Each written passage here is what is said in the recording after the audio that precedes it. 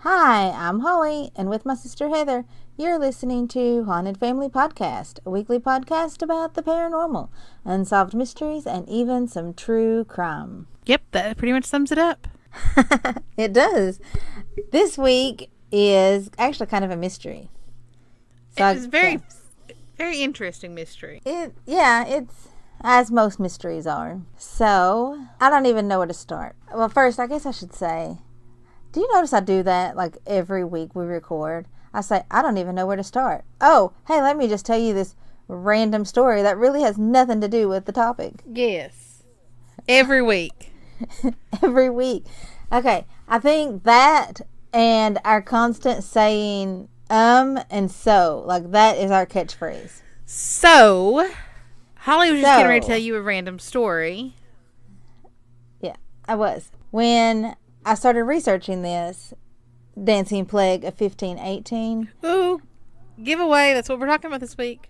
Total giveaway. It is. But my dyslexia brain transposed the 15 and the 18. And I was like, oh, that's really cool. It's the last 4 digits of my phone number.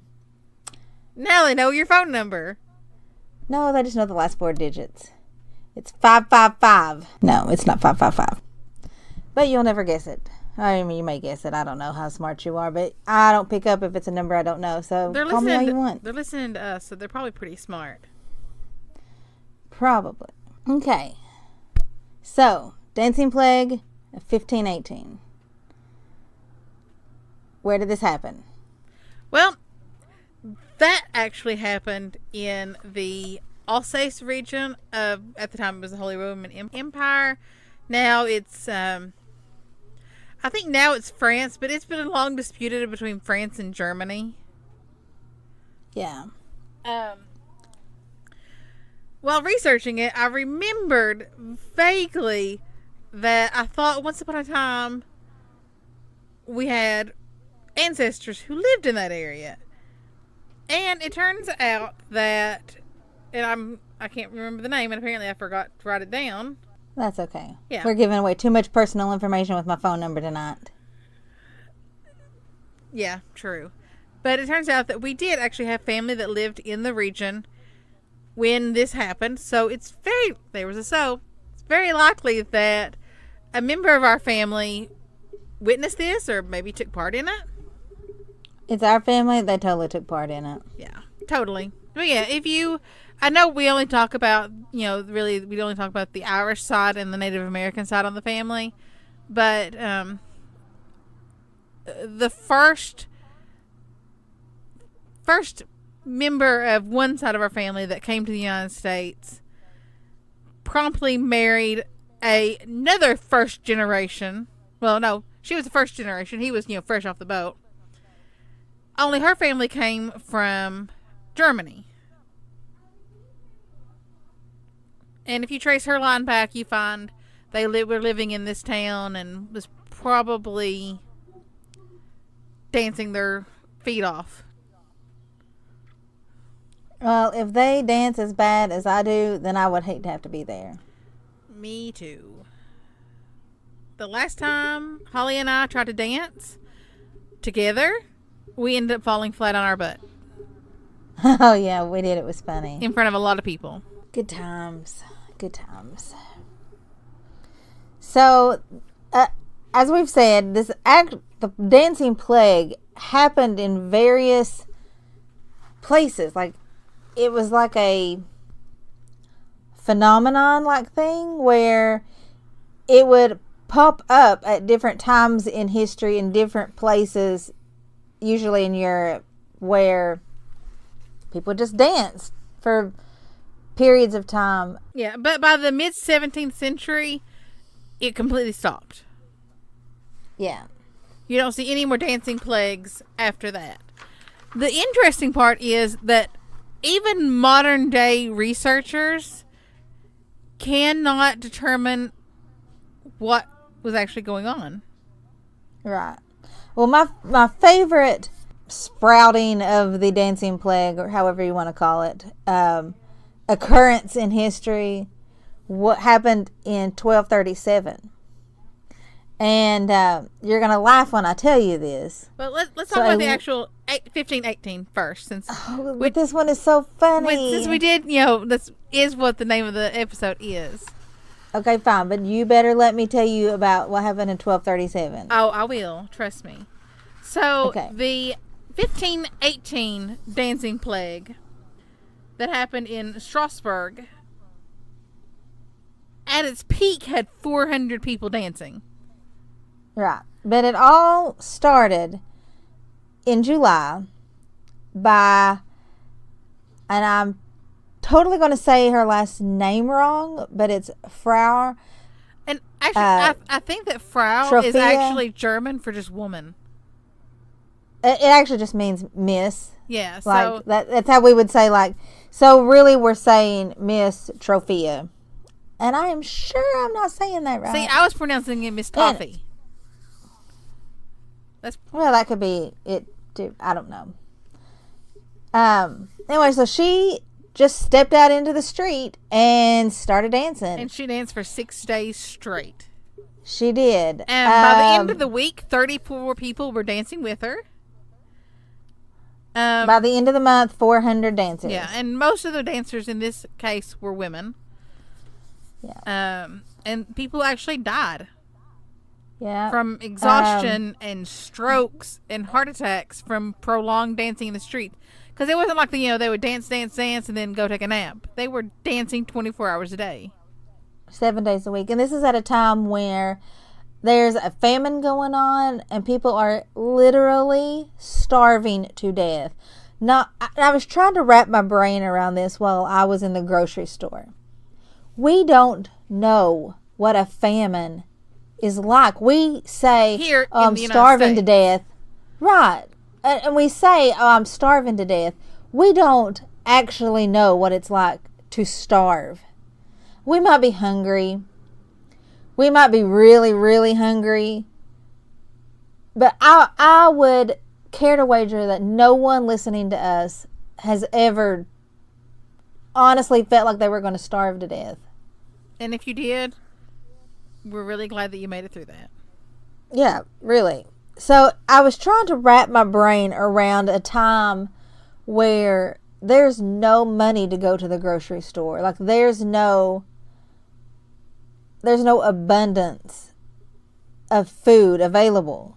Like they're literally starving to death and under insurmountable stress. Like I can't comprehend it. And there are some researchers that now theorize that stress is actually what triggered the dancing plague. Right. That it was kind of a mass-induced psychosis. Yeah.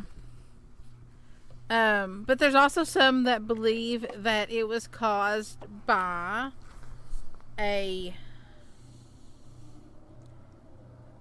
let me see what the name of the fungus was again. Ergo? Yeah. A fungus that was found on wheat. Yeah, it's found on wheat and rye and other, cereal crops. Which would have been a mainstay of their diet in that area at this time. Yeah. Fun fact for those who are interested.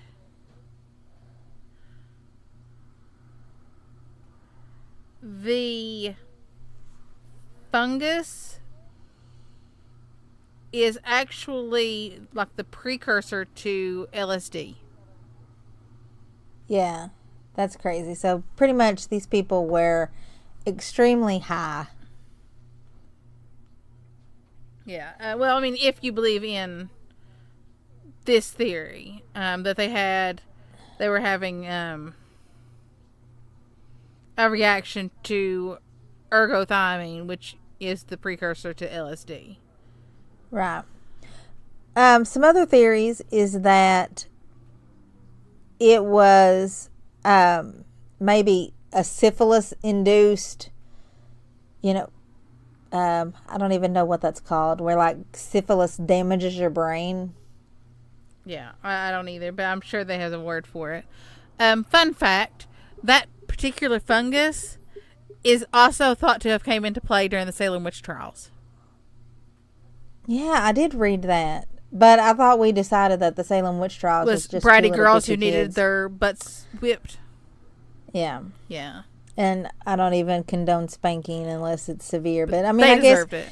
if lots of people are being killed because you're a liar, then yeah, that you probably deserve to be spanked over that. Yeah.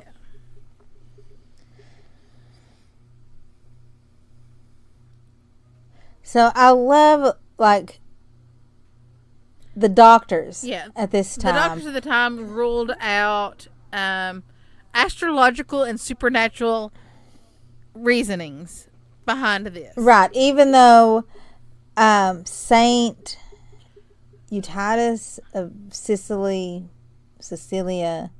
something like that, who was martyred in 303 AD, he apparently laid a curse down that said that he would send a plague of compulsive dancing if people provoked his wrath. Yeah, and that's one of the things you find in some other dancing outbreaks was that people would dance, just get this overwhelming urge to dance, and dance nonstop until the feast of that particular saint. And sometimes they would dance in parade uncontrollably to one of his statues. Right. I don't know how you get his wrath, but I don't want it. No, I can't dance. And the world you does don't not want me me to have this. Yeah, you don't want me to have it. So the doctors prescribed, or the doctors said that it was probably hot blood that caused this. And their Totally prescription, believable. oh yeah, their prescription was more dancing. Yeah, so towns would build halls and stages, and they would hiring musicians and encouraging people to dance more. Right. So I mean, pretty much musicians are getting paid, and you got free entertainment to laugh at the people who are dancing. Yeah. So I can't help but think this was a total precursor to Footloose. I kept having that song stuck in my head. Fun fact on that, I am completely believe that my dog is the reincarnation of the town official who actually spawned the dancing band in the real town that Footloose was based on. Because my dog hates dancing. If you dance around him, he will bark at you incessantly until you stop dancing. If he even thinks that you're about to start dancing, he will bark at you. That's funny. Next time I see him, I must start dancing. Okay. Inigo Montoya, he does not like dancing. That's funny. Okay, so tell me about this dancing plague that you are just obsessed with. That I'm dying to tell you? Yes. Okay, listen. So in 1237, there was a dancing plague. And it was a large group of children. And they jumped and danced all the way from someplace I cannot pronounce. This is 4 years of French people, and I still can't pronounce these things. Erfurt to Anstadt. Hold on. Which was, I know that our listeners from across the pond is laughing hysterically at us. I started to say this is not a comedy podcast. Actually, we kind of are. Anyway, so this distance was 12.43 miles. Holly, if it helps, those are not French words. Those are German towns. Oh. That explains why you can't pronounce them in French. I know. I was like, I don't know. I've never heard that before. But anyway, large group of children danced and jumped around for 12.43 miles, and they called it an outbreak of the dancing plague. 12 miles. It's very Children reminiscent jumping and dancing. of the of another, a legend, the Pied Piper of Hamelin, Yeah. who supposedly led children to their death. Not cool. Yeah, well, I mean, the town should have paid him for his services rendered, saving them from a plague of rats. But yeah, not cool that he killed all their kids. But, dudes, pay your bills. Yeah, I mean, we're not going to kill your kids if you don't. Yeah, that'd be bad. But I just thought that was funny, that like 12 miles of children dancing and jumping around, and they call that a plague. Have you ever chaperoned a bus full of kids? They jump around and scream for way longer than 12 miles, and it's not a plague. Man, I mean, we sat chaperoned Greg's band to Kings Island once, and like all day they were dancing and jumping and. Oh, I know. Energy. Adults do not. Why is that? Why do we not have the energy to keep up with these kids? I don't know. We've been cursed with old age. So, there was another one that broke out in 1840 in Madagascar. I don't really have any details on that one. And another one in 1564 in Flanders. And I don't really have anything on that one either, other than just randomly people danced. And it was never really as big as the one in 1518. Yeah, that really was like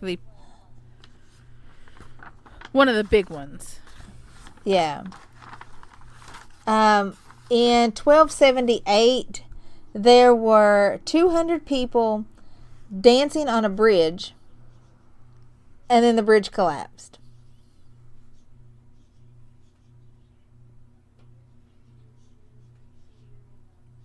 But I don't even know what to say about that. I don't either. That makes me fear bridges even more now. Thanks. What? Just don't get on them with 200 people and dance.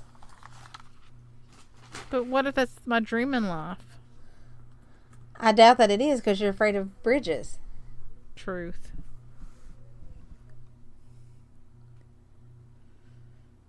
In 1428, I'm sorry. On one hand, this really seems like fun, and if I could go back in time, I would love to witness this. On the other hand, it's kind of scary because, dude, you're dancing 24 hours a day, 7 days a week for like months. Yeah.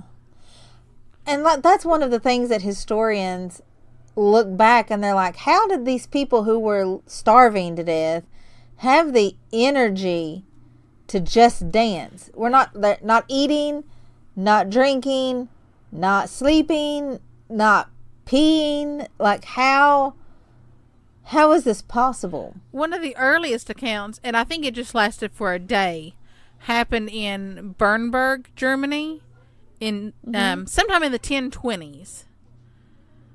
And it was just 18 people. They got up in the middle of Christmas Mass and began dancing and singing and frolicking around the room. Now, to me, that sounds like a Holy Roller church service that's just getting to the good parts. But I guess for a Catholic service in 1020s Germany, that was odd. Yeah. And being the time period that it was, they don't have a whole lot of records about it. Pretty much we have just enough to sort of whet everyone's interest. Yeah, so that we can look back and go, what the crap were they doing?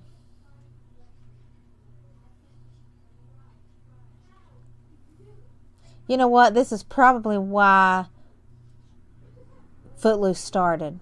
Because he was probably researching this and just knew that it was going to end badly. Probably. But, you know, there's been other, like, weird epidemics break out. In the village of Kashasha, and I'm probably saying that very wrong.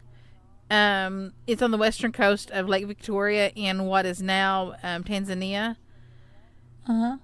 There was an epidemic of laughing. Doctors and stuff called it a mass outbreak of psychogenic illness. See, I can see this probably more than anything. This is the interesting part. this is not ancient history. This happened in 1962. Yeah. I can kind of see this happening because I know, like, if, like, especially, like, if I've got a lot of stuff going on and I'm kind of overwhelmed and something makes me laugh, or if I see somebody else, like, hardcore laughing and I start, it's so hard to stop. Well, this happened among mainly teenage girls who were feeling very stressed out by the pressures being put on them by their teachers and their parents. Okay. It started with 3 girls in April, and by like May there was over 200 girls laughing uncontrollably.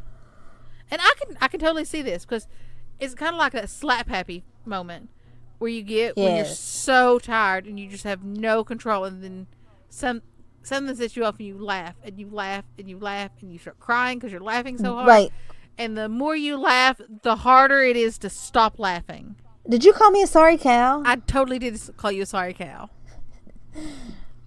Yeah, we had a laughing epidemic of our own on a trip to Kings Island when was I in high school, or I was finishing my freshman year of college, and we took our cousin who was a couple years younger. He's between mine and Heather's age, so maybe about 3 or 4 years younger than me. And we were in our Jeep driving, and it was probably a 3-ish hour drive to where we were going. And we were tired, but we were excited, and it was like you don't get much sleep, but you're excited about what's going on. And I asked Eric if he wanted to trade seats, and he said not now. And Heather jumped up and said, "Did you call my sister a sorry cow?" Yeah. And then we all started laughing because that's not at all what he said. No. But then we couldn't stop laughing because it was late and we were tired and we were excited, and yeah. And I'm sorry, I gave the dates wrong. The epidemic began on January 30th. And the symptoms would last between an hour or 2 to 16 days. It was so bad that the school had to shut down on March 18th, 1962 because students could not concentrate. And from there it spread to other towns where kids could not stop laughing. The original school had affected about 159, and then when it spread, it affected over 200 in the next town. And all the kids were between 12 and 18. Adults that would come in contact with them would not be affected by this epidemic. Because, the adults were not as stressed as those kids were. Right.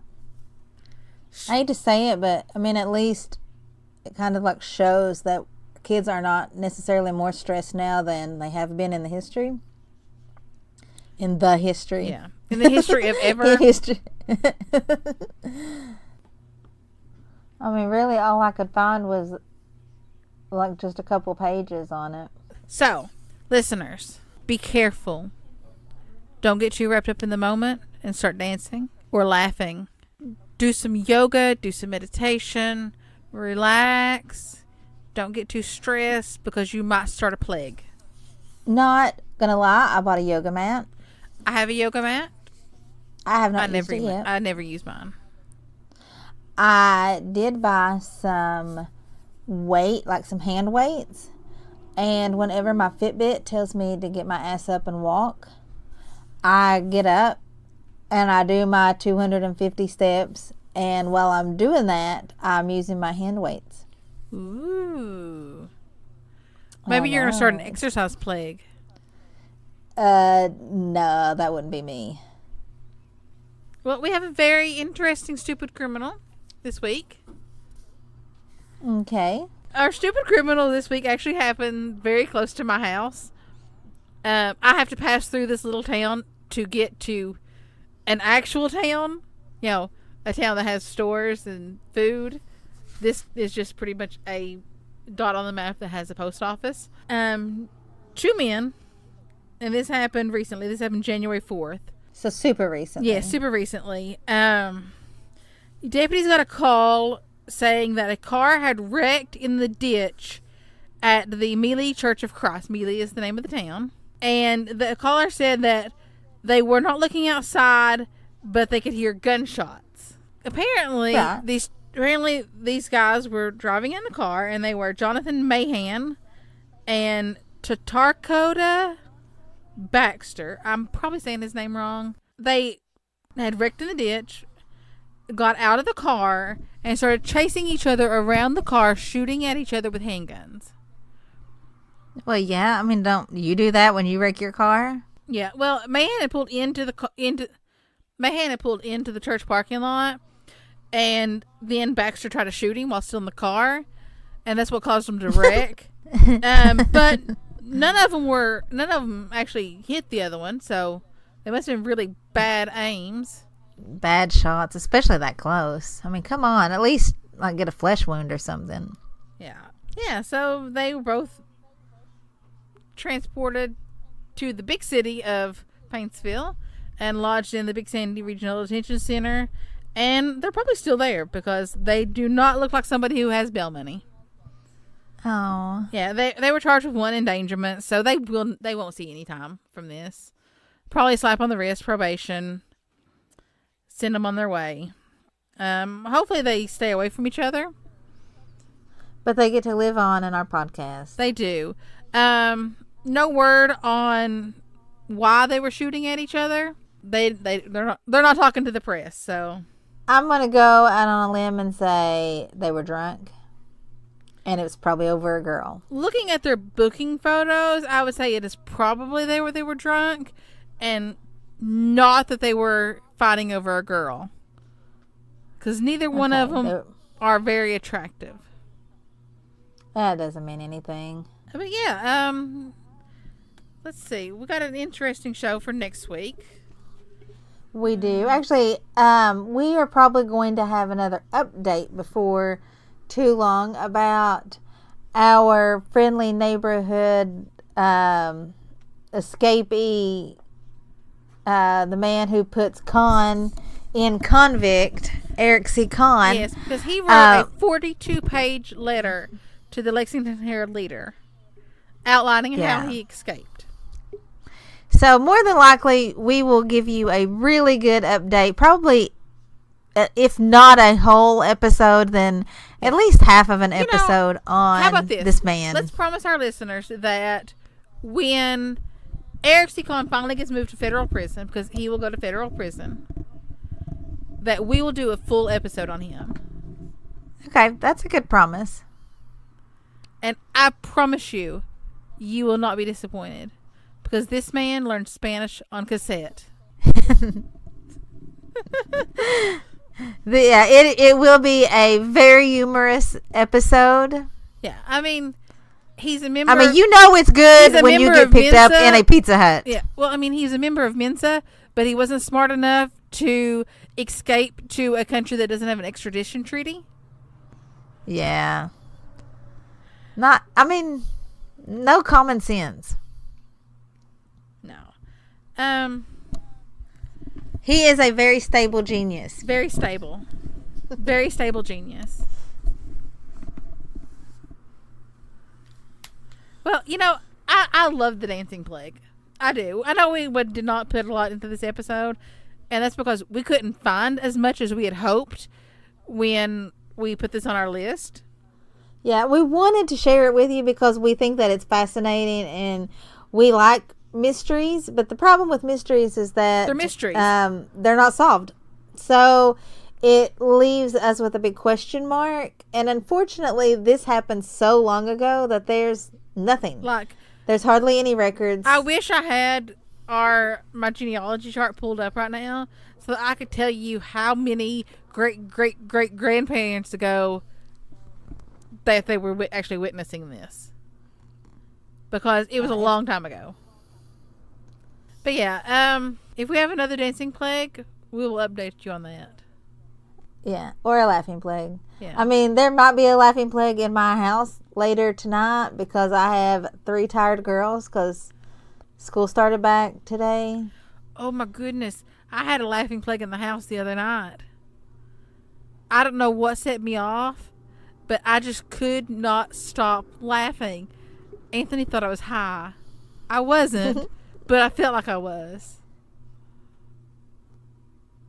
That's when you know. funny. That's when you know it's a good laugh. It's one of those therapeutic laughs. Some of our listeners are probably like, therapeutic laugh? What? But others are like, I feel you, girl. I feel you. Yeah, the kind where you're done and literally you're crying at this point Yes. because you're laughing so hard. I like moments like that. Thanks for listening to this epically short episode. I know. Last week's was short too. They're gonna get used to these short episodes, and the next week we're gonna hit them with a 3-hour one. Oh, I hope it's not 3 hours. If so, we need to start recording earlier in the day. Yeah. Well, it would take me forever to edit. Okay. Well, thanks for listening. Oh wait, no! I almost ended the podcast right there. What? No, we gotta tell people how awesome Podbean is. And how they can find us. Oh yeah. Gosh, we're slackers. So You would think that we can were just find doing us. this like on the whim instead of, experienced long-term podcasters now. I know. That is international. Woo, woo. We probably have people from Strasbourg listening to us going, you're pronouncing that wrong, bitch. Probably. And we would be saying, yes, we do know that. Anyway, you can find us at Haunted Family Podcast at gmail.com. Haunted Family Podcast on Instagram and Haunted Family Podcast on Facebook and Haunted Family Podcast on YouTube. We recorded 2 YouTube episodes over the new year. I have not I got don't them know. edited yet. You are a slacker, but they will be edited and they will be up. So if you would like to follow us on YouTube, that would be awesome. At the moment, the only things that are really up is our episode every week gets also uploaded to YouTube, but there's no video. It's just a picture and us talking. If you want to start a podcast because that was your New Year's resolution, or you just think that we sound really awesome and professional and you also want to sound really awesome and professional, you can go to podbean.com and sign up to host your very own podcast. And it is You know what? You should, because podcasting is easy. awesome. It is, and then you should tell us about it so we can listen to you because we want to listen to you. But if you do that, use our affiliate code HauntedFamilyPB and we get a small percentage back. It doesn't cost you anything extra. It just helps us out in the long run. So, talking about how awesome Podbean is, I pulled it up. I know I've mentioned on the show before that Finland doesn't exist. For those of you who don't understand, it's a conspiracy theory online that I sort of poke fun at all the time. But we have had, over the lifetime of this podcast, a lifetime of us being on Podbean, 34 downloads from Finland. So What? But they don't exist. I know, creepy. I wonder how. Hello, Finland listeners. I'm sure you really do exist. Okay, sorry, I just had to bring that up. I've been waiting to bring that up since the last time we recorded. Well, awesome. I would like to give a shout out to our most downloaded state, Connecticut. Woo! I know. You know why I'm so excited? Because we love Because Connecticut. I love Connecticut. Yes. I want to move to Connecticut. Well, maybe not specifically Connecticut, but I want to move to New England so bad. But I only want to live there when you guys are not having blizzards. Yeah, we don't like blizzards. We are pseudo-south. We can't handle blizzards. No. We can only handle about 20 degrees at the coldest. I think the last blizzard we had was in like a 93, and we still talk about how bad that was. We're weaklings. We can't handle snow. We are. I have a reenactor friend who moved to Kentucky from like Buffalo, New York, and he laughs about how we freak out over a quarter inch of snow. Well, I had a friend in college who I cannot remember her name beyond Catherine.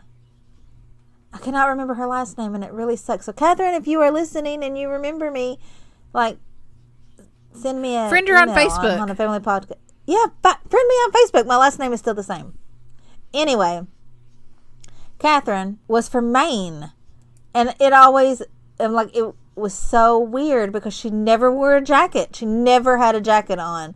She would wear like a toboggan, which is what we call hats or beanies, or I don't know. Like, I've discovered though that not everybody in the world calls them toboggans. Is that weird? I think that's weird. Yeah. Of course. Well, anyway, so she. I have a Mandela effect issue with that because I used to swear that we had a different word for toboggans, and now that word doesn't exist. But I don't know. Maybe I just have a miswired brain. You do, but okay. Anyway, and she would wear a toboggan, and she would wear like mittens or something, not gloves, like actual mittens, and I thought it was the coolest thing ever. But like, I needed to have use of my fingers. Anyway, well, we mutually have a completely friend random. Whose daughter lives in Vermont. We do, and I like to ask her if they have sunlight in Vermont. I know they do, Vermont listeners. I'm not stupid, but I like to tease her about it because Vermont is like a foreign country to me. It just seems, even though we were right there, why did we not go? I don't know. Next time we're in New England, though, we're gonna go because I just have this image of Vermont being like picturesque and beautiful and just like fairy tale land. I'm sure they have some like real life too, but like in my mind, I only see the beautiful side of Vermont because it's all you see online. There's like fairies frolicking in the woods. Exactly. So if I don't see some fairies frolicking in the woods while we're in Vermont, I'm gonna be really disappointed. Yeah. Maybe that's why we didn't actually go to Vermont, because I knew there was not going to be fairies frolicking. Maybe. But next. Okay, do you guys have unicorns? There's at least unicorns in Vermont, right? I think they're in Maine. Ah, well then we're definitely going to Maine so that I can pet me a unicorn. Okay. Now, me and Holly are planning another East Coast tour of Pilot's Truck Stops, and we're going to go up to Maine this time. We are. And we're going to do it in the fall this time because we need to see some leaves that's not Kentucky leaves. Yeah. We had thought about going to Seattle, but then Seattle passed this sugary drink tax, and now the only reason why we'd go to Seattle is to bootleg caffeine out of our trunks. Yeah. So, if you are a Seattle listener and you would like for me to bring you cases and cases of Dr. Pepper, just hit us up. If you want to try some L8, let us know. We'll bring you some L8. Well, that's kind of addictive. Like, more so than anything else. So, if we took them L8, then they would probably just move back to Kentucky with us. Where we do not have a tax on is such like things. The crack of the soda world.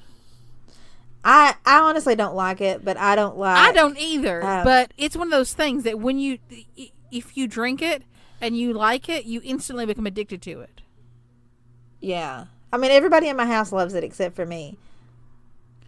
But I don't like ginger ale, and that's kind of the main ingredient. I equate ginger drinks with being sick because Grandma used to always give me ginger tea when I would be sick. Yeah. So to me, gingery drinks is medicinal. Yeah. Well, I don't know, just the flavor. I'm not crazy about it, but everybody I know loves it, so I am definitely an anomaly. Yeah. But yeah, we'll bring you some L8 and we'll get you addicted to L8, and then you'll have to move to Kentucky to drink it. Or get a second job to avoid your addiction. Yeah. I don't know if they even have L8 in Seattle. I don't think they do. It's really kind of a local-ish thing. I think we're getting out more, but yeah, it is a small company that's based out of Winchester, Kentucky. So I don't think it's national yet. No, I think like Coke might distribute it a little bit further, but it's not national. And it's sad, I guess. Yeah. Okay, well, we should probably wrap this up before we even go on a longer tangent. Okay. So, to sum it up, Podbean is awesome. is great. Oh, sorry. You need to join Podbean. You need to use our affiliate code, Honda Family PB, and then you need to let us know that you did it so that we can follow you. Yes, because we are not only podcasters, but we are avid podcast listeners. We are. Like, and my phone is filled with podcasts. I'll be working, in the sewing shop with my boyfriend. We'll be quilting something, and we'll both be listening to podcasts because we're nerds. And I will 99.9% sure that I'm starting a second podcast this year. Trying to talk Heather into starting her second podcast this year. I might. Are you I'm here. revolting? No, I might. If I do, it will not be paranormal, true crime related. It'll be completely different than what we do now. Right. Well, mine will be football. And since you know nothing, I won't ask you to be on it. Yeah, I know. I don't even know what I know what a quarterback does. He's the one who throws the ball. But like wide receiver, safety, point guard, I don't know. There's no point guard in football. And we had this whole episode where I explained all the positions to you. I know. And I'm still horribly bad at it. The tight end is the one that does ballet, right? No, nobody does ballet. Oh, listeners, it's been fun. Try not to start a dancing plague or a laughing plague. Thanks for listening. But if you do, take videos and send it to us because we want to see it. And we'll put it on our YouTube channel. Yay! Yeah, we will. Thanks for listening. Bye. Thanks for listening. Bye.